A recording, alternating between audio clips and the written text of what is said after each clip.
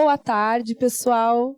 Hoje a temática é sobre imaginação ativa, imagem e fantasia. E a gente tem uma sugestão de leitura, que é o capítulo do Gelson, do livro Conectando Saúde, Ciência, Saúde e Espiritualidade, volume 2, conforme a gente colocou ali no quadro. Ele aborda com certa profundidade esse tema interessante para a gente poder aprofundar. E nós gostaríamos de iniciar falando uma frase de Albert Einstein, que justamente o Gelson cita no texto dele, onde ele fala que a imaginação é mais importante do que o conhecimento. E não sei se vocês lembram, mas nós comentamos no encontro anterior que Jung e Einstein tiveram uma convivência durante alguns anos, especialmente no período em que Einstein estava construindo a teoria da relatividade, o que, de uma certa maneira, influenciou bastante nas teorias desenvolvidas por Jung. E, para quem não conhece, então, Einstein vai provar que até mesmo aquelas coisas que para nós pareciam tão estáveis como tempo e espaço são alteráveis, vamos dizer assim, que o tempo não é medido da mesma maneira em diferentes locais do espaço ou em diferentes velocidades com que o objeto esteja se deslocando. Então ele mostra, por exemplo, que um objeto que está mais próximo do planeta Terra vai vivenciar o tempo de uma maneira mais lenta do que o objeto que estiver mais afastado do planeta, porque a gravidade vai influenciar. A gravidade do planeta Terra faz o tempo se arrastar mais lentamente. E a velocidade, por sua vez, da mesma maneira, um objeto que estiver se deslocando muito rápido vai sofrer a influência do tempo mais lenta. Então, se deslocando mais rapidamente, o tempo corre mais devagar. Stephen Hawking vai falar do paradoxo dos gêmeos. Vocês já devem ter ouvido falar. Se a gente pudesse imaginar, por exemplo, dois irmãos gêmeos, o Gelson e o Gilson. Um fosse viver no topo de uma montanha e o outro no nível do mar. Aquele que passou anos vivendo no topo da montanha, ele vai envelhecer mais rápido do que aquele que está no nível do mar. Só que a diferença seria imperceptível para a gente aqui, os dois no planeta Terra. Mas se um deles pegasse uma nave espacial e fosse viajar numa velocidade muito alta, próxima à velocidade da luz, quando ele voltasse, ele estaria muito mais jovem do que aquele que ficou na Terra, porque o tempo em alta velocidade estaria transcorrendo mais devagar. Então, todos os relógios biológicos, circulação sanguínea, batida cardíaca, ondas cerebrais, estariam funcionando de uma maneira mais lenta do que aquele que ficou na Terra. Então, essas questões, assim, que para nós sempre foram tão firmes, né, o tempo correndo de uma determinada maneira, e aí a gente passa a ver que nem isso tem uma estabilidade tão grande para a gente, o tempo é relativo, o espaço é relativo, e depois a gente tem isso pensando no macro, depois a gente tem a física que estuda o micro, a física quântica, que vai nos trazer questões também que nos deixam perplexos, como a questão do vazio da matéria. Ao estudar as partículas subatômicas, a gente vai perceber que mesmo a matéria mais sólida, na verdade, ela é composta por enormes espaços vazios, porque é como se fossem as hélices de um ventilador. As partículas subatômicas se movimentam rapidamente, dando à matéria um aspecto sólido. O ventilador, quando ele está girando, faz com que a gente, olhando, enxergue um disco, é aparentemente um disco. Mas quando ele está parado, a gente percebe que tem hélices e tem espaços vazios. Se as partículas parassem de se movimentar, a gente veria que a matéria é composta por imensos espaços vazios. Então, tudo isso que nos parecia tão sólido, né, a gente começa a questionar e a ver de uma outra maneira. E o Jung vai dizer que psique e matéria se relacionam em uma certa instância. Porque, às vezes, a gente, em psicologia, tem a tendência a estudar o psiquismo como se tivesse um funcionamento e não se relacionasse diretamente com as coisas da vida física da matéria. E, em uma certa instância, se relacionam. Né? O Alexandre, fica à vontade para roubar o microfone da minha mão, tá? Eu passo para ti daqui a pouquinho. Então, tá bom. Mas antes da gente entrar propriamente na questão da imagem, da fantasia, eu gostaria de jogar um pouco para vocês E se tu puder contribuir também, de uma certa maneira, o que é imagem, o que é fantasia? O que é fantasia, o que é realidade? O que é imagem, o que é realidade? Como é que essas coisas se relacionam? O que vocês pensam? Vocês têm alguma ideia sobre isso que pudessem compartilhar conosco?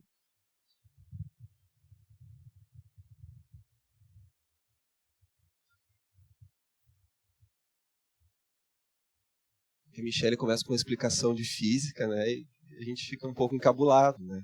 Eu fiquei pensando, tomara que ela não passe para mim esse microfone.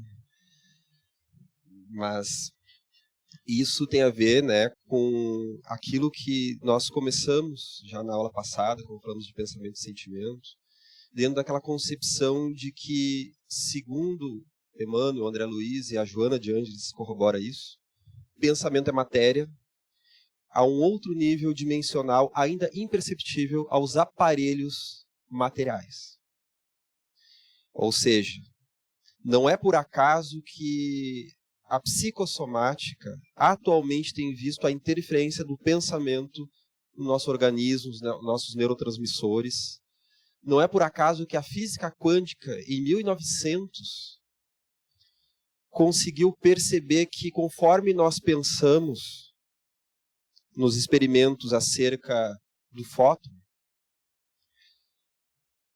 ele vai justamente se comportar ora como onda, ora como partícula. Principalmente a partir do pensamento do observador, ou seja, o observador influencia. E a partir daí aquela grande divisão entre pensamento e matéria se desfaz, né? Porque nós vemos que o pensamento, agora buscando aí André Luiz, o pensamento, ele influencia tanto no mundo externo quanto no mundo interno.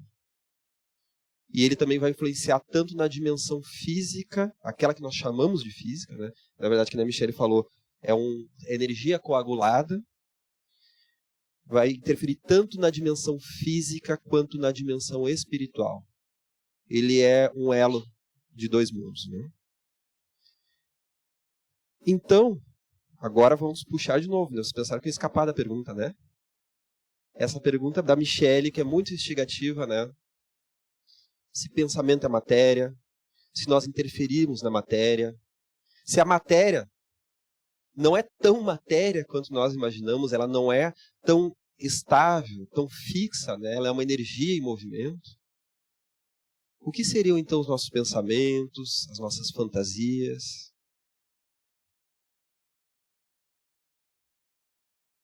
Eu só peço uma delicadeza que vocês respondam com a boca, por causa que a telepatia, depois do almoço, não funciona.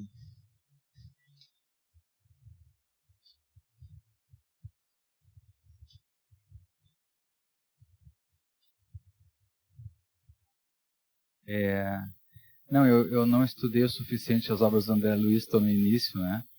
Mas eu tenho a impressão que o André Luiz que fala muito mais do que o Emmanuel sobre essa parte da matéria, do pensamento, como algo muito mais real, até visível no mundo espiritual do que no mundo do que a gente chama de material, né? Mas essa energia mais condensada. A minha pergunta é assim, em relação ao espírito e o pensamento, a minha dúvida é, o princípio espiritual, talvez eu esteja divagando, falando de alguma coisa separada, mas eu acho assim, o princípio inteligente e a inteligência em si, o espírito e o pensamento nunca ficou muito claro para mim. Para mim, e muitas pessoas às vezes falam, descrevem o pensamento como uma forma de energia, o que eu não concordei assim com algumas coisas que eu li. A impressão que eu tenho assim, é que o pensamento ele é algo que ainda os espíritos não nos explicaram tão bem como o espírito, que ainda não cabe a gente, não existem palavras para descrever exatamente o que é o espírito em si. E o pensamento sairia do espírito, a reflexão, a consciência do espírito, e que agiria sobre formas magnéticas e seria transmitido magneticamente, mas o pensamento ainda não teria uma definição específica, ou tem já uma... Apesar de Emmanuel, André Luiz, se adentrarem profundamente sobre a questão do pensamento, tem muita coisa que ainda nos escapa e muitas coisas que ainda não foram reveladas, né? O próprio Emmanuel, eu estava vendo até uma mensagem lá do Haroldo, ele falando sobre isso, do Haroldo Dias, que o próprio Emmanuel, ele estaria ali, enquanto mentor de Chico Xavier, a recém no nível de começar a compreender, a estudar como é que se forma o pensamento. Então, eles não trazem esse dado. O que nós podemos dizer? Né? Que o pensamento ele é uma expressão íntima do espírito, ele é uma expressão onde o princípio inteligente, que é o espírito, traz esse atributo como um dos seus atributos essenciais, ele vai criar um efeito no fluido cósmico universal. Ou seja, a partir do momento que o pensamento deixa o espírito, ele interage. Então há uma ponte entre espírito e matéria. Porque existe o princípio inteligente e existe o princípio cósmico universal. O elemento cósmico universal, melhor. E que a partir do momento que o princípio inteligente, que somos nós, que é o espírito, ele forma o pensamento, né, essa engrenagem que nós ainda desconhecemos, ele vai gerar esta, podemos dizer aí, uma espécie de onda. Assim como nós falamos na aula passada, que foi a aula de número 4, né, em que nós falamos sobre a questão das ondas, as ondas longas, ondas médias, ondas curtas, super ultra curtas, como uma expressão do espírito, uma vibração específica. Né? Então, nós podemos dizer que o pensamento, ele também é vida, ele também é realidade. Nós também falamos isso na aula passada, né? Mas tem tudo a ver com essa aula de hoje também. Que o espírito, ele trabalha o tempo inteiro e ele cria realidades o tempo inteiro. Desde realidades externas quanto internas. O pensamento, ele é uma matéria também, uma matéria muito mais sutil, tanto que no plano espiritual, aqueles pensamentos que nós produzimos, eles podem ser observados enquanto imagens.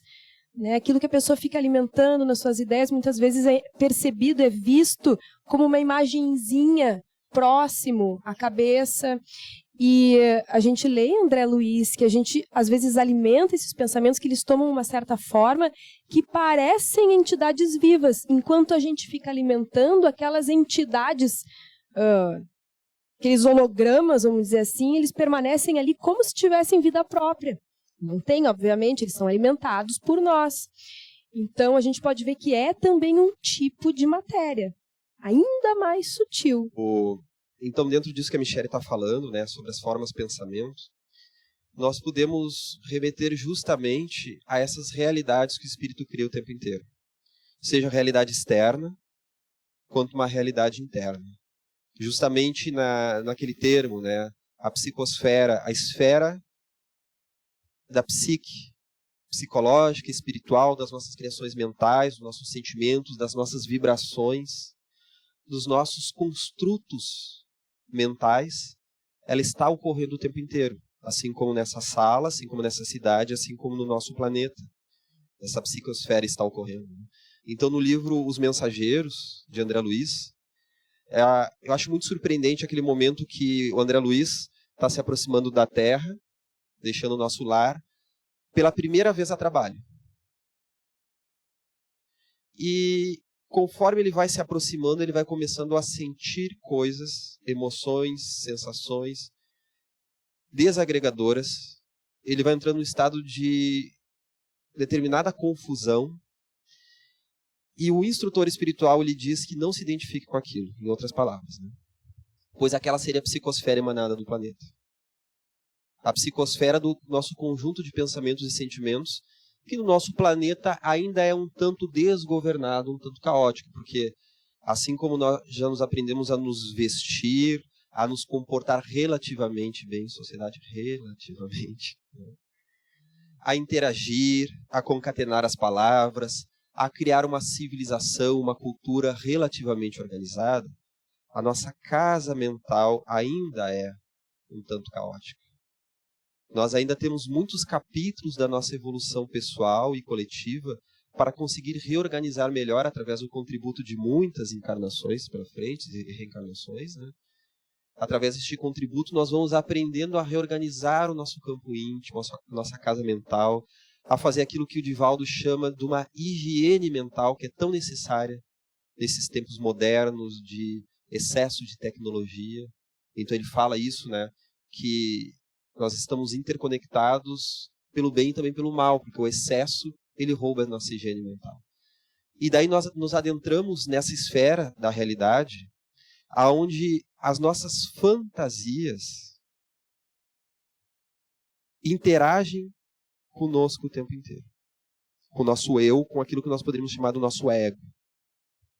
A partir da nossa próxima aula, da aula de número 6, nós vamos explicar melhor esses conceitos, né? O ego, que seria o eu. Não é o egoísmo, que nas doutrinas orientais se refere. Ali é outra nomenclatura. O ego é o eu.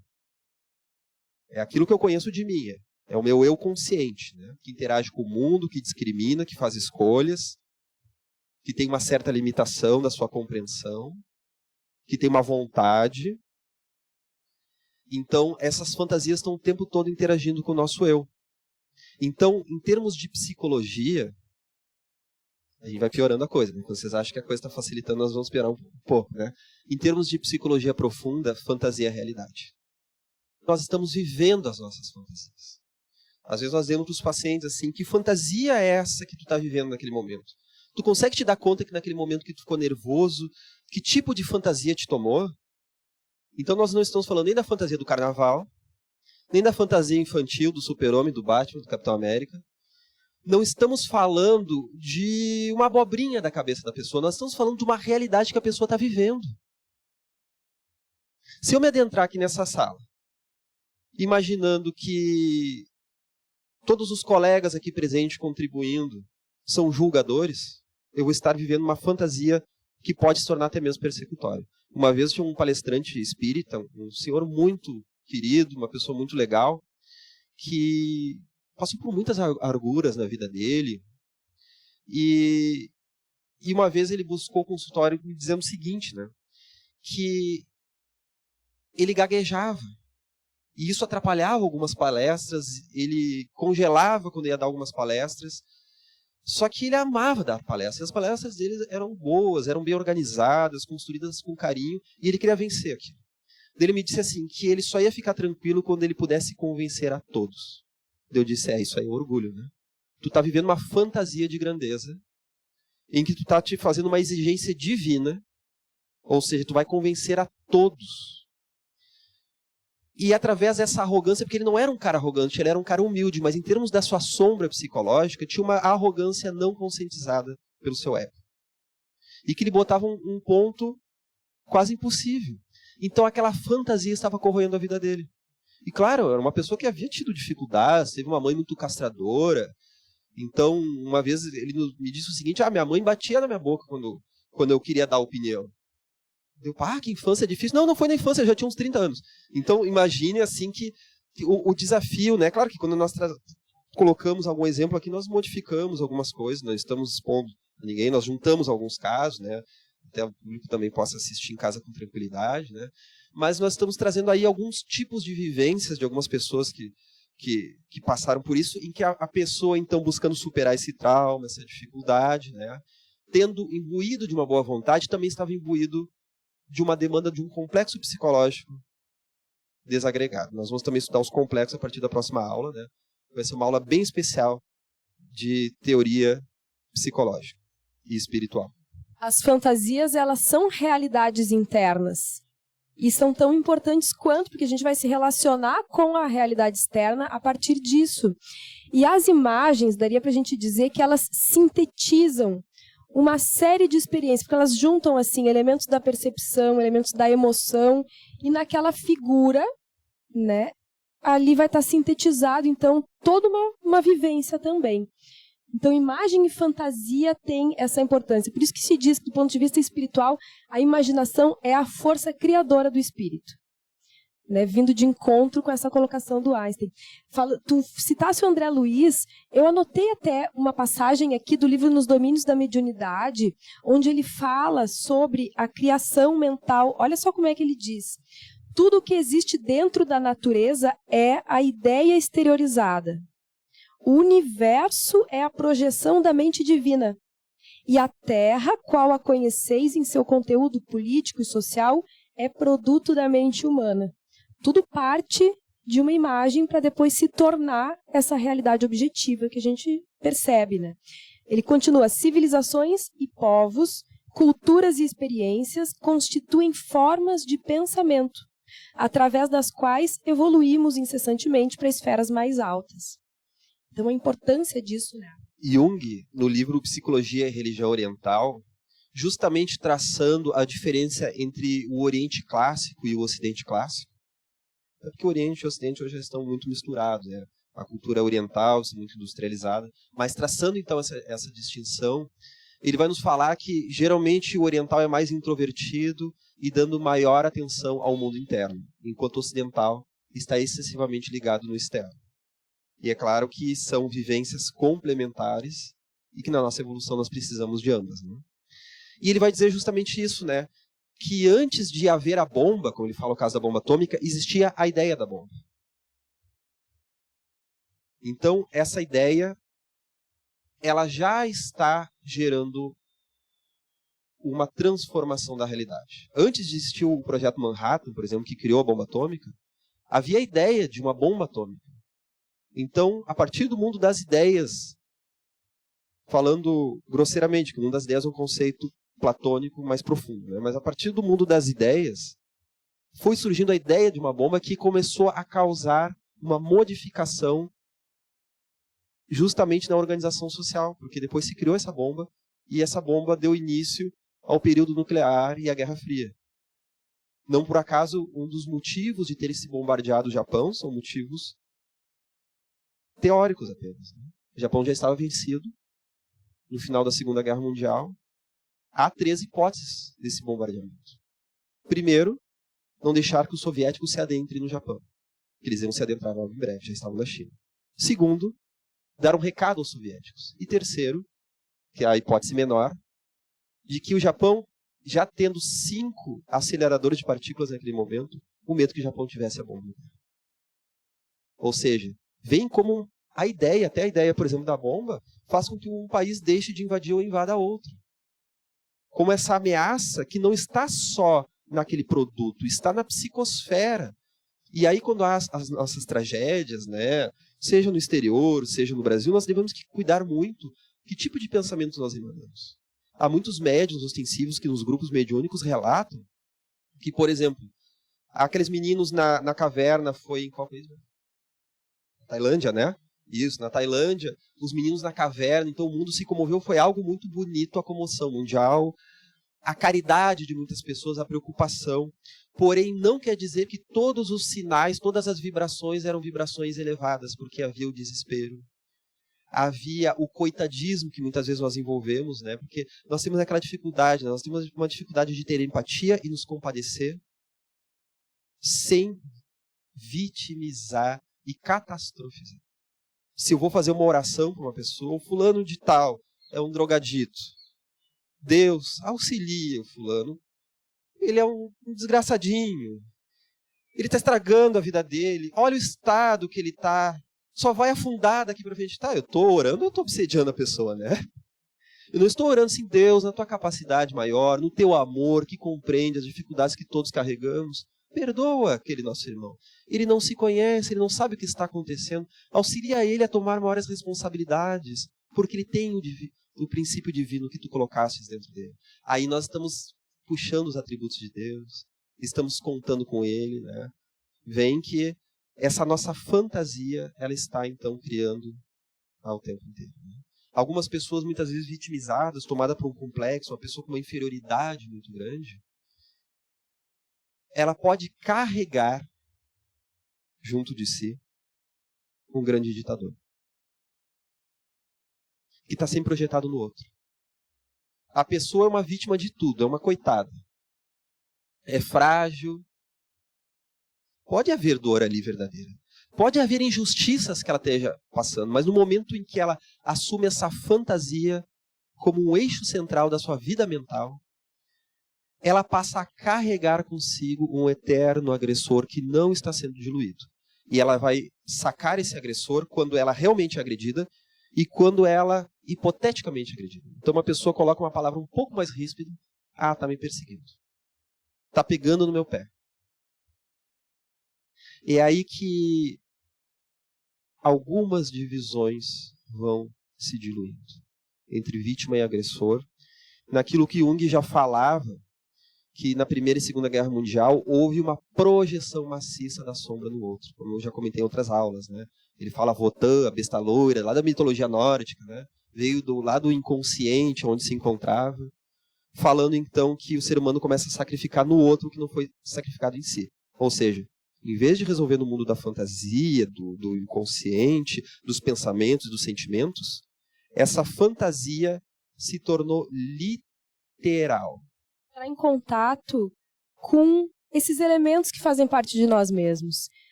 Onde está esse ditador dentro de mim? Como perceber que ele existe? Porque muitas vezes, quando a gente funciona dessa maneira que o Alexandre está colocando como exemplo, quando a gente projeta para fora, é quando a gente não está podendo reconhecer esses elementos dentro de nós. Eles são inconscientes.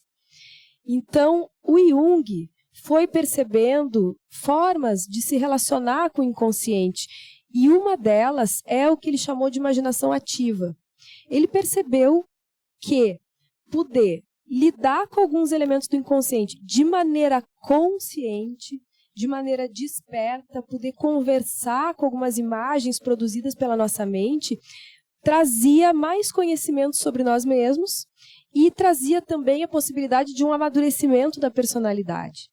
Ele coloca, então, nas seguintes fases da imaginação ativa, que é uma prática que ele desenvolvia diariamente na vida dele, que na terapia da psicologia analítica pode ser feita no consultório, mas que todos nós podemos fazer como um exercício num momento de meditação, ou então num momento em que estivermos podendo ter um tempo assim para ficar em silêncio, para ficar olhando para nós mesmos.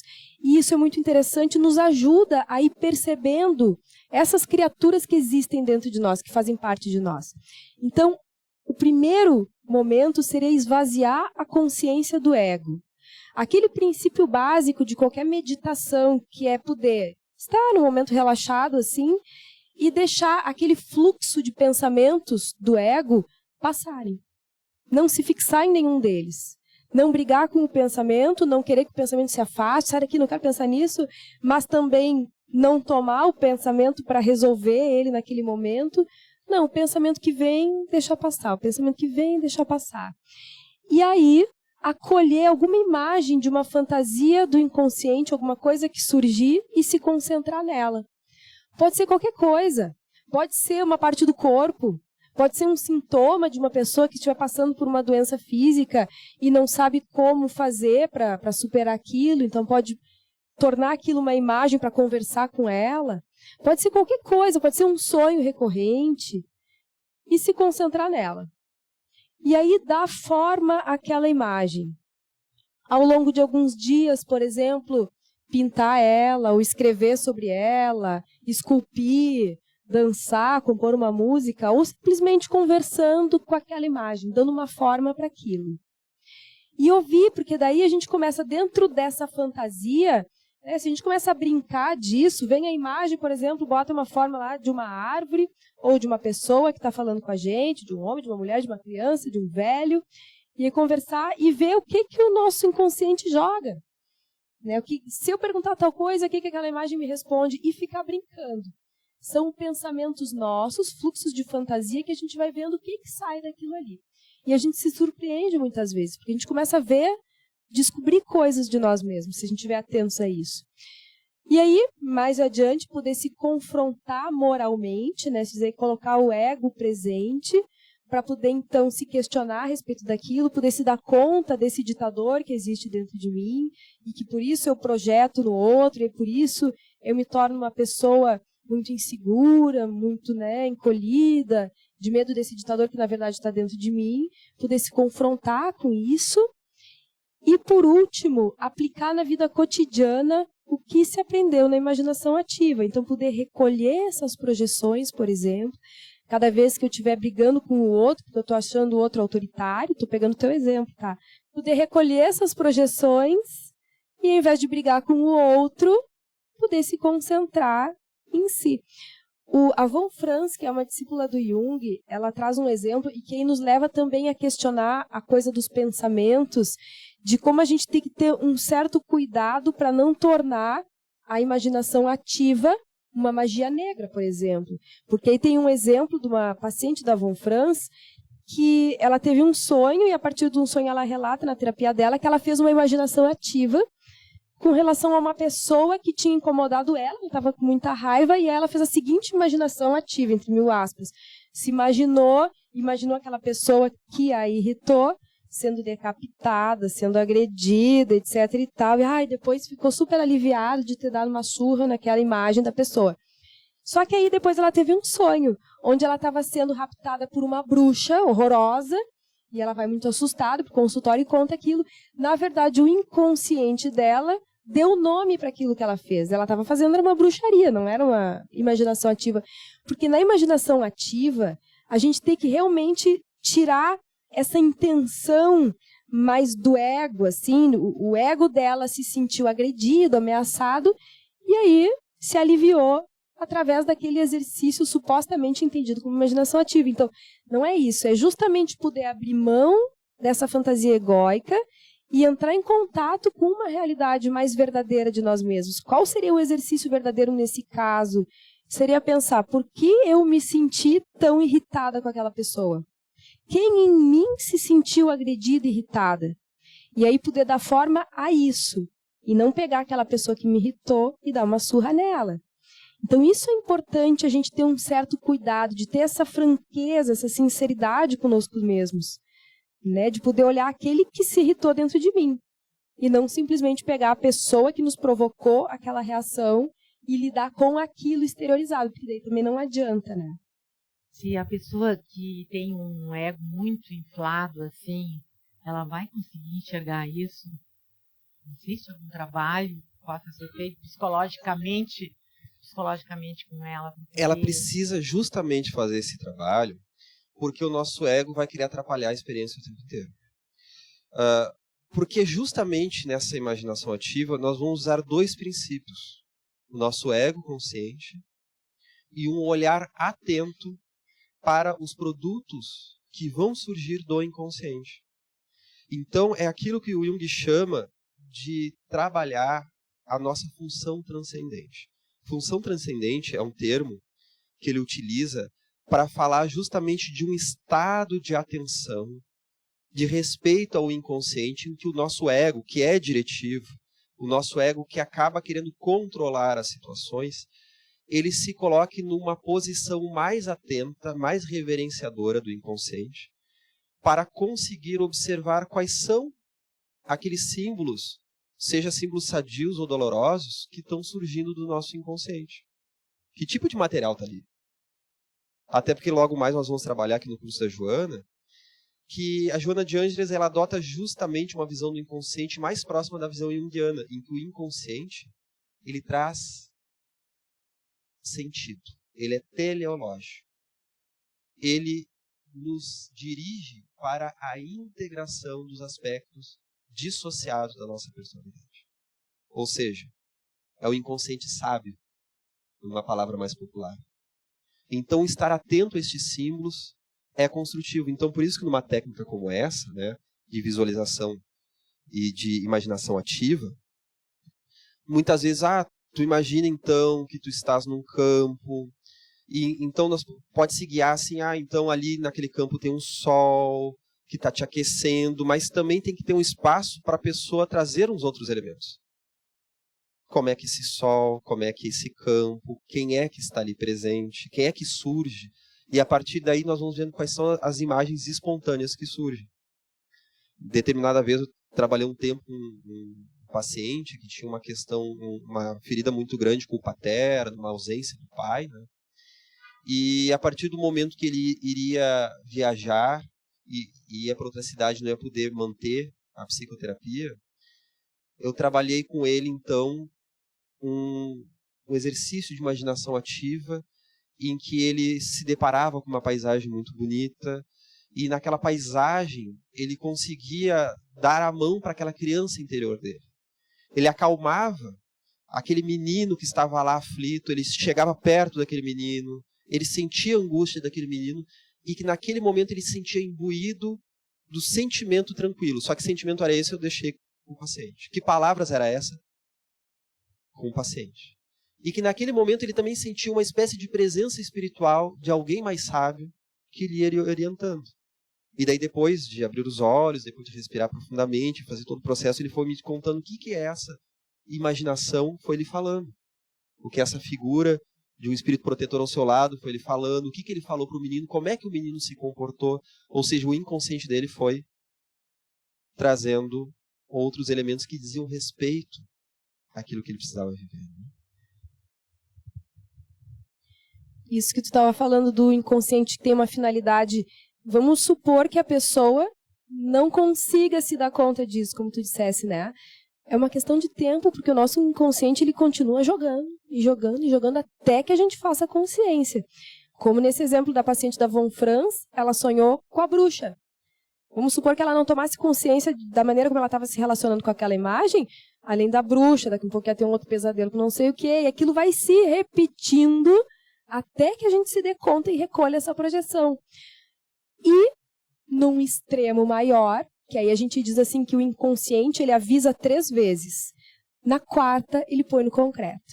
Avisou, avisou, avisou, e a gente continua repetindo a situação. Alguma situação objetiva da nossa vida material, vamos dizer assim, se atravessa e faz com que a gente, então, se obrigue a se deparar com aquilo. Porque os eventos da nossa vida psíquica e da nossa vida objetiva, eles têm uma sincronicidade, eles se relacionam de tal maneira que, e no Espiritismo a gente tem mais recursos ainda para compreender como isso se dá, eu tropecei numa pedra, aquela pedra também não estava ali por acaso, aquela pedra tem um sentido que pode me remeter ao entendimento de alguma situação que eu estou passando. Né? Então, isso é muito importante. Eu me lembro, teve uma época, um exemplo assim que acho que ajuda um pouquinho a clarear essa coisa da imagem, como ela se repete e como a gente pode se relacionar com ela, porque o propósito é não só que a gente entenda o sentido que aquilo está nos trazendo. A gente não precisa simplesmente interpretar o sentido mais profundo do sonho, mas também se relacionar com aquela imagem. Porque ao me relacionar com aquela imagem, ela vai me trazendo elementos e vai oportunizando uma integração desses elementos psíquicos. Há muitos anos atrás, eu tive uma experiência de um sonho recorrente que ficou me incomodando por vários anos. Era um sonho com um tigre. Eu costumo contar isso na aula para a gente ter como exemplo para estudar essa coisa da imagem. A primeira vez apareceu quando eu estava na última semana, semana de alta da minha primeira análise. Eu sonhei que estava amamentando filhotinhos de leões. Tá, né? Que será que eu estou nutrindo na minha personalidade justamente nesse momento? E o contexto no qual eu estava inserida era de eu já ser espírita, já trabalhar com a mediunidade, mas está inserida num movimento psicanalítico extremamente materialista. E isso provocava uma certa crise existencial de como poder agregar as duas coisas. Não conhecia a Joana ainda, né? Infelizmente, a Joana veio salvar a minha vida logo depois. Mas ok. A partir dali, os leõezinhos se transformaram em tigres e aí os tigres começaram a me incomodar. E eu comecei a sonhar recorrentemente com tigres que me ameaçavam, de quem eu tinha que fugir, até que eu tive a brilhante ideia de planejar. A próxima vez que eu sonhar com esse tigre, ele vai ver. E não foi por menos. Eu sonhei com o tigre e dei um tiro de arma de fogo dentro da boca dele, no momento que ele vinha me abocanhar, assim. Parei de sonhar por algum tempo. Aí a ilusão, né? Que interessante, acho que alguma coisa deu certo. Que nada, eu tive que lidar com um período, assim, de momentos de ansiedade extremas, muito desconfortáveis. O tigre apareceu dessa outra maneira, né? Já que eu escorracei ele, não pude entender, não pude acolher e nem integrar. Tá bom. Aí, tempo adiante, eu iniciei a minha nova análise, uma análise aí na psicologia analítica de Jung. A gente começou a fazer um trabalho um pouquinho diferente. E o tigre continuava aparecendo, incomodando. Aí, eu sonhei com aquele tigre andando comigo. Eu já trabalhava no Hospital Espírita de Porto Alegre, que é um hospital psiquiátrico, para quem não conhece em casa. O tigre estava na coleira, caminhando comigo nos corredores do hospital psiquiátrico. Já assim, podendo me proteger, era uma sensação de proteção, ainda que era aquele animal assim, agressivo, né? Até que, por fim, podendo entender um pouco mais em análise também aquele tigre como elementos do feminino que o felino representa e também elementos da agressividade que todos nós temos, mas que precisam estar integrados de tal forma que nos sejam úteis, assim como a imagem daquele tigre me protegendo no hospital. Aí, no finalzinho, ele apareceu como uma imagem, como se fosse num banner grande na entrada das escadarias lá do hospital, e depois, como ornamentos femininos, eram uns brinquinhos de tigre. E aí eu me aproximei daqueles elementos de uma maneira, então, que não era mais tão ameaçadora, e ele parou de aparecer. Então, isso é um exemplo de como a gente se relacionar com a imagem, não que necessariamente precise ser uma imagem vivenciada ao longo de vários anos, como foi no meu caso, isso aí foi ao cabo de mais de 10 anos, mas daqui um pouco assim, numa experiência de uma meditação, alguma imagem que apareça. Eu já tive em casos de pacientes, uma imagem que aparecia nas meditações dela várias vezes, depois aquilo ia sendo integrado. Então, a gente pode ter as mais variadas formas e exemplos de vivenciar isso. Mas a ideia principal é isso, que a gente possa se relacionar, conversar, dialogar, acolher aquela imagem, mesmo que ela seja incômoda num primeiro momento. Até porque se a gente não acolher, né, vejamos que a imaginação ativa, ela não é assim uma fantasia da cabeça da Joana, do Jung e de outros terapeutas. Ela é um processo que ocorre através desse processo de fantasiar que estávamos falando antes. Então, por exemplo, muitas vezes o hipocondríaco ele está usando imaginação ativa sem saber. Ele está usando esse mesmo mecanismo da imaginação ativa. Porque muitas vezes o hipocondríaco, né, tem um que está sempre com dor no estômago e está imaginando que está com aquela questão no estômago. Às vezes a pessoa tem uma questão no pulmão ou no útero e tem ali uma questão, mas eu acho que o meu útero está assim e está frágil e eu também acho que a minha cabeça, eu posso ter um AVC a qualquer momento e a pessoa faz tudo que é exame e não aparece nada. Mas eu tenho uma ideia de que a qualquer momento vai surgir, então às vezes traz um elemento simbólico ali, presente.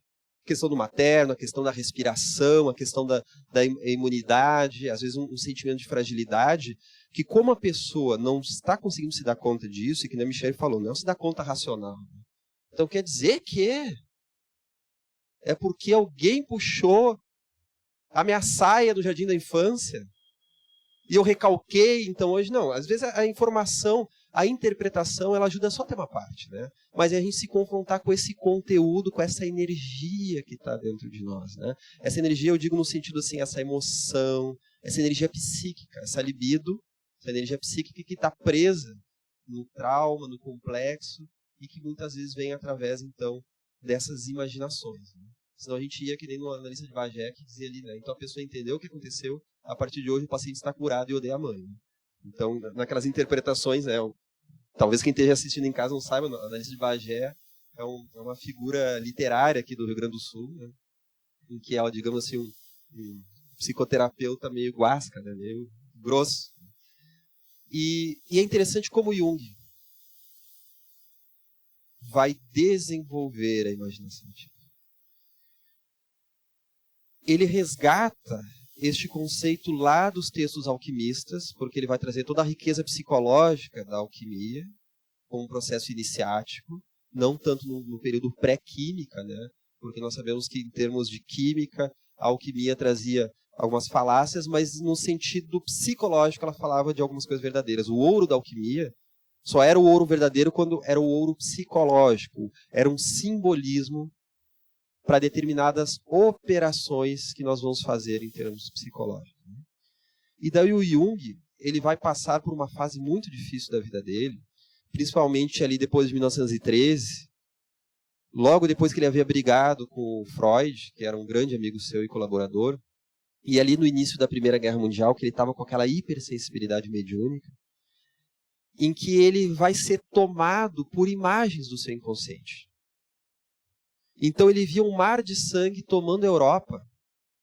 E como um grande psicólogo que ele era, ele já interpretava aquela ruptura de estruturas, aquele mar de sangue como o inconsciente de uma forma caótica tomando conta da vida dele. Ou seja, ele começou a achar que ele estava com uma psicose latente, que ele estava prestes a esquizofrenizar. E daí ele ficou tranquilo quando começou a guerra. E ele se deu conta que ele estava percebendo o inconsciente da coletividade. Claro que dentro dos escritos do Jung, nós vamos até a imaginação ativa. Já nos seus escritos pessoais, nas suas cartas, nos seus relatos, ele vai entrar dentro da esfera mediúnica disso. Mas vamos falar então desses dois aspectos, principalmente da imaginação ativa, mas já sabendo que havia também mediunidade, né? Ele se cura através de um exercício que ele começa a fazer, de diários e exercícios de imaginação, todas as noites, principalmente, durante a noite, em que ele se encerrava no escritório dele, e ele vinha aquelas imagens muito fortes, e ele não queria acolher, porque ele tinha medo, e teve um momento que ele começou a acolher. Ele já havia feito isso na infância, porque perto dos seus 11 anos, houve aquele momento em que ele olhava para uma igreja que estava sendo construída na cidade dele, lá na Suíça, e ele tinha aquele pensamento que ele ficou evitando. Durante 3 dias ele ficou lutando a ferro e fogo contra aquele pensamento que vinha. Que era a imagem de Deus defecando em cima da igreja e a igreja desmoronando, né? E ele luta contra aquilo. Na verdade, depois Jung vai entender que aquela religiosidade muito restrita que o pai dele estava trazendo, porque o pai dele era um pastor em crise existencial e uma crise de fé, que aquilo já não estava sendo suficiente, que ele precisava destruir aqueles muros da igreja para que pudesse relativizar aquele tipo de fé. E o inconsciente dele tentou trazer de várias formas, ele não permitiu e começou a vir aquela imagem destrutiva. Então, ele teve um grande alívio depois de deixar isso ocorrer. E na construção do Livro Vermelho, ele dialoga com vários personagens. É um livro assim de características surreais, de características literárias, em que ele se deixa levar pelo inconsciente, descreve o que vai vindo na cabeça e as imagens que ele vai vendo com os olhos e com a mente. Imagens em que, de repente, ele está no escritório e o chão se desfaz, e ele cai num lodo, e ele começa a tatear e tentar descobrir o que é aquilo, e logo ele vai estar conversando com personagens como o profeta Elias, que na sua visualização seria, então, pai de Salomé, que é aquela filha do Herodes que manda decapitar João Batista. E olha que interessante, né? Nós já sabemos que Elias reencarnou como João Batista, não sei até que ponto ele tinha esse conhecimento, né? E que ambos representavam partes da sua psique. Elias representava o pensamento racional. Lembrem da aula passada que eu falei de forma muito rápida, né, sobre as funções da consciência, pensamento, sentimento, intuição, sensação. E a partir dessas imaginações ativas ele vai começar a chegar a princípios psicológicos pessoais e universais. Então Elias, depois ele vai se dando conta que o velho Elias que dialogava com ele representava o seu mundo do pensamento, enquanto a Salomé era o mundo do sentimento. E Elias então era aquele velho sábio, dotado de sabedoria, e ele estava negando o sentimento, e Elias vai lhe revelar que ele tinha um caso com Salomé. E ele então ficou horrorizado nesses diálogos mentais, que nós sabemos que tem um elemento mediúnico nesses diálogos mentais, né? Não estamos aqui descartando, é uma das hipóteses que se levanta, nós debatemos sobre isso, né? Mas vamos ver aqui neste momento a questão da imaginação ativa. Foi através do Livro Vermelho que ele começou a se curar daquela crise existencial, daquela chamada perda da alma que ele estava vivenciando, porque a sua personalidade até então estava neurotizada nos seus 38 anos. Ele era famoso, ele tinha uma baita de uma teoria conhecida no mundo inteiro, ele já era milionário, porém, aquela vida que ele tinha não estava dando conta das suas necessidades e potencialidades inconscientes. E daí ele teve que entrar numa crise muito grande e a saída veio através dessa imaginação ativa.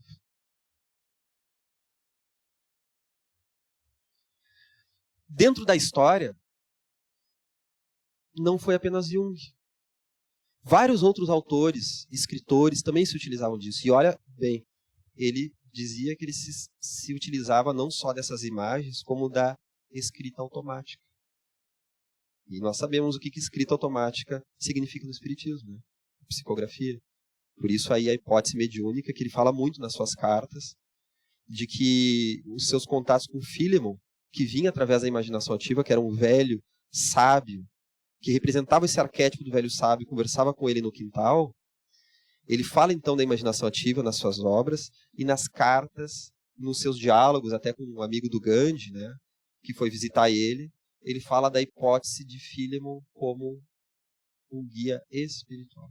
Porque esse amigo do Gandhi, isso está nas memórias dele, no livro Memórias, Sonhos e Reflexões, quando Jung pergunta para ele quem foi o seu guru, o seu mestre indiano, ele responde que foi o relator do Vedas. E daí o Jung diz, poxa, mas ele morreu há séculos. E o amigo do Gandhi diz, bom, mas é esse mesmo. Então tu estás falando de um espírito? Sim. E esse amigo diz o seguinte, há pessoas que têm pessoas vivas como mestres, e há outros que têm espíritos como mestres, como guru, daquela linguagem hinduísta. E daí Jung diz que a partir daquele momento ele ficou tranquilo, ou seja, ele não estava enlouquecendo. Que Philemon representava para ele esse tipo, então, de vivência de um mestre espiritual.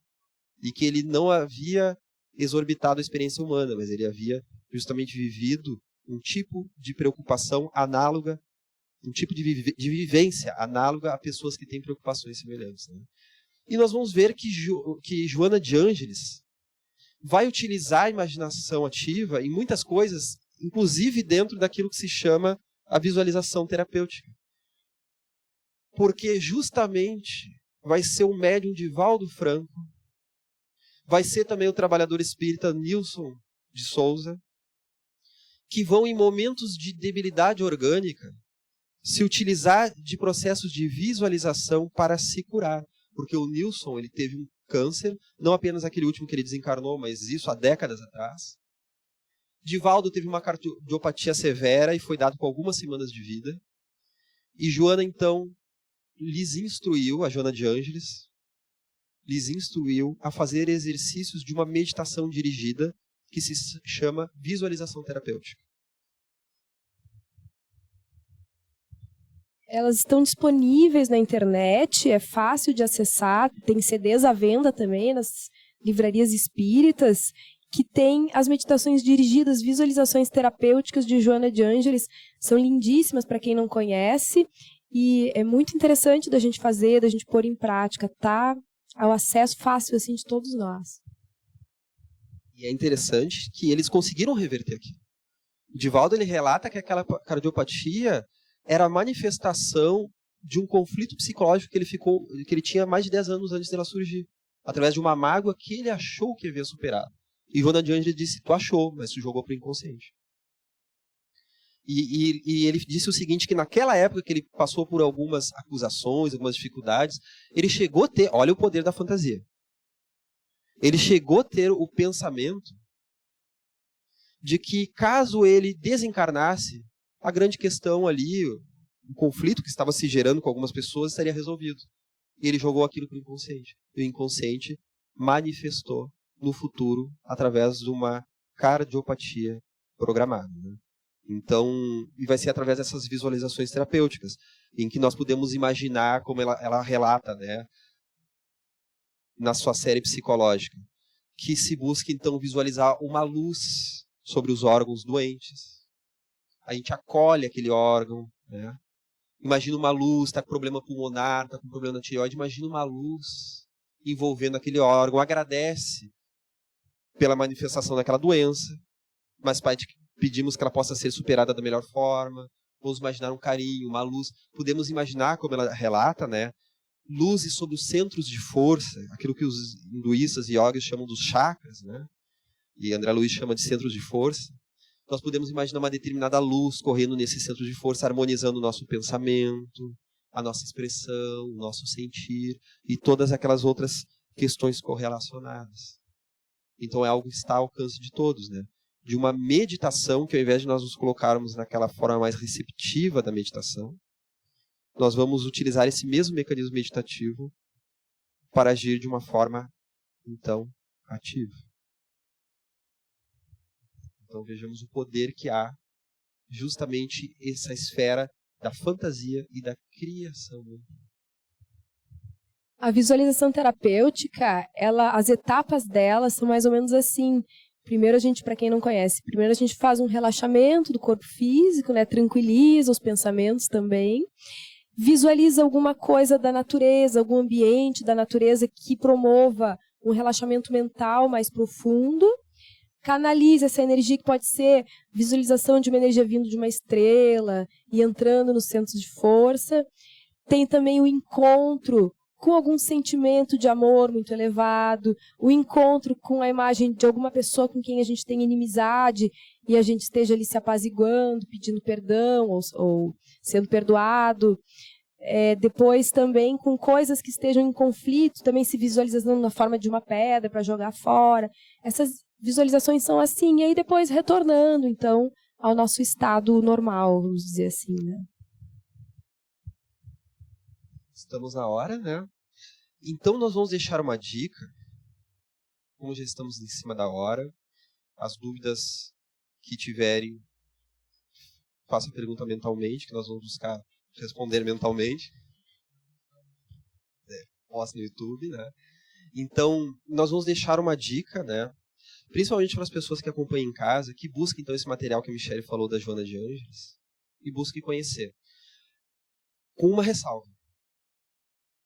A Joana de Ângeles, ela cataloga as visualizações terapêuticas como uma terapia complementar ao espiritismo. Não está no corpo da doutrina, não há contradição entre isso e o espiritismo, como nós estamos vendo, né? Mas ela cataloga, assim como a homeopatia, assim como a acupuntura, os solários, como a própria meditação. Ela é muito bem-vinda ao espírito, mas é, sim, uma categoria de exercício complementar. Não é uma técnica espírita, é uma técnica da desobsessão, do passe e tantas outras que já fazem parte do corpo doutrinário espírita, né? Então, na próxima aula, nós vamos adentrar num momento muito importante desse ano, desse curso, que é justamente a estrutura da psique. A partir daí, nós vamos aprofundar ainda mais os correlatos entre psicologia e espiritismo, em que nós vamos estudar alguns termos como self, individuação, consciente, inconsciente, complexos, arquétipos, que vão nos servir para todo o restante do curso. E depois nós vamos ver cada um específico nas suas aulas, certo? Apenas lembrando ao público de casa que nós temos uma periodicidade semanal. As nossas aulas aqui ocorrem nas sextas-feiras e também nas próprias sextas, que nós vamos colocar depois as aulas que já foram gravadas algumas semanas atrás. Mas, naturalmente, como nós temos alguns feriados, como aqui nós vamos ter a Páscoa na semana que vem, talvez haja alguma intermitência nessa postagem ao público, mas que logo vai ser mantida, então, as postagens aula por aula, quem está acompanhando de casa, certo? Vamos dar encerramento.